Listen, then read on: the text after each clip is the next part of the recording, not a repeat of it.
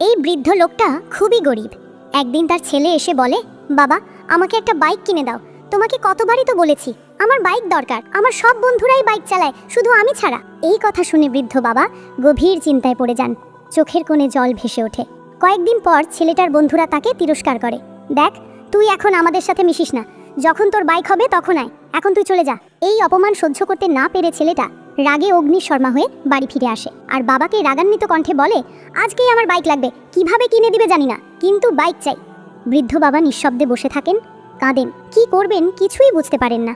শেষ পর্যন্ত তিনি নিজের টিনের ছাউনি দেওয়া পুরনো ঘরটি এক লোকের কাছে বিক্রি করে দেন। সেই টাকার বান্ডিলটি কাঁপা হাতে ছেলেকে দিয়ে বলেন, এই নাও বাবা, এই টাকায় বাইক কিনে নিও। এত কষ্ট বুকে নিয়ে বৃদ্ধ লোকটা তখনও কাঁদতে থাকে, মনে হচ্ছে আকাশ থেকে অঝরে বৃষ্টি ঝরেছে।